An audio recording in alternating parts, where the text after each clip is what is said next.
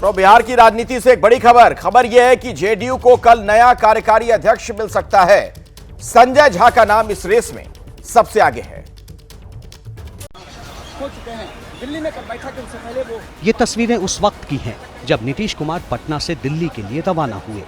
दिल्ली में कल जेडीयू राष्ट्रीय कार्यकारिणी की बैठक होनी है और उस बैठक के लिए नीतीश कुमार पटना से दिल्ली पहुंचे हैं। 6 महीने बाद दिल्ली में जेडीयू राष्ट्रीय कार्यकारिणी की बैठक हो रही है। लोकसभा चुनाव के बाद हो रही इस बैठक में चुनाव के नतीजों की समीक्षा होगी। सूत्रों के हवाले से खबर है कि इस बैठक में पार्टी में संगठन बदलाव पर भी चर्चा हो सकती है और माना जा रहा है कि नीतीश कुमार अपने करीबी राज्यसभा सांसद संजय झा को कार्यकारी अध्यक्ष पार्टी का बना सकते हैं। संजय झा अभी राज्यसभा में जेडीयू संसदीय दल के नेता हैं। नीतीश कुमार के बेहद करीबी माने जाते हैं। अभी केंद्रीय मंत्रिमंडल में संजय झा के शामिल होने की चर्चा थी, लेकिन जातीय समीकरण की वजह से जगह नहीं बन पाई।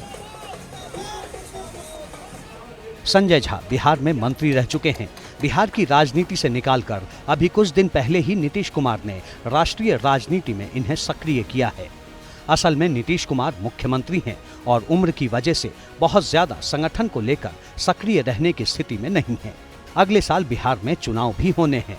ऐसे में पार्टी को मजबूत करने के लिए किसी को आगे करना जरूरी है। यही वजह है कि संजय झा का नाम आगे चल रहा है। इसी साल जनवरी महीने में जेडीयू और आरजेडी का रिश्ता टूटा, फिर बीजेपी और नीतीश कुमार साथ आए। माना जाता है कि जेडीयू और बीजेपी को दोबारा साथ लाने में संजय झा की भूमिका अहम रही। संजय झा को बीजेपी और जेडीयू के बीच संबंधों की कड़ी माना जाता है। आइए इसकी इनसाइड स्टोरी समझते हैं। सीधे मैं आपको निधि के पास लिए चलता हूं। मेरी सहयोगी इस वक्त हमारे साथ जुड़ गई हैं। निधि, संजय झा का नाम इस रेस में सबसे आगे, क्या समीकरण इसके पीछे? देखिए अखिलेश, संजय झा का नाम लगभग तय है। कल राष्ट्रीय कार्यकारी अध्यक्ष बनेंगे और पिछले कुछ सालों में अगर हम जेडीयू की राजनीति देखेंगे तो बहुत उठापटक हुआ। अगर हम सबसे पहले आरसीपी सिंह से जोड़कर देखें तो बहुत पीछे नहीं जाते हैं। पिछले साल ही दिसंबर में राष्ट्रीय कार्यकारिणी की बैठक हुई और जनवरी में तस्वीर बदल गई।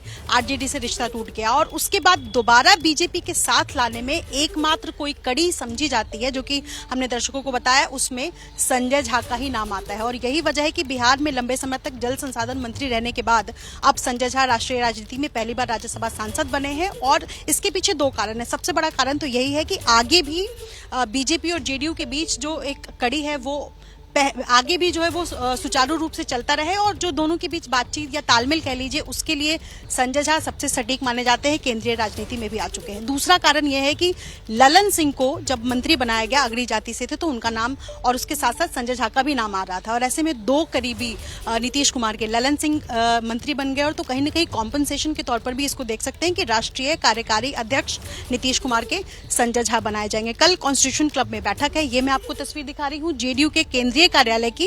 हालांकि यहाँ पर जो नेताओं ने मुलाकात की, उसके बाद धीरे धीरे करके वो निकल गए हैं। इस वक्त थोड़ी देर में नीतीश कुमार के घर पर सभी नेता पहुंच रहे हैं। कल सबसे अहम बैठक है। और एक और बात मैं बता दूं कि कल जो बैठक है उसमें बिहार को पैकेज क्या मिलेगा केंद्र से, इस पर भी चर्चा होगी और ये कल की चर्चाओं में सबसे अहम चर्चा मानी जा रही है। जैसे ही घड़ी का काटा दोपहर 2:30 पे आए, बबीता जी का दिल सास बहू साजिश के लिए मचल जाए।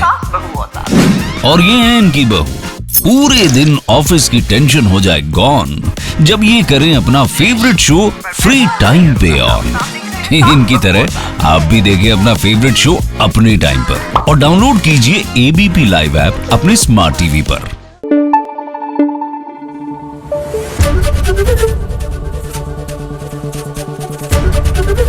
एबीपी न्यूज आपको रखे आगे।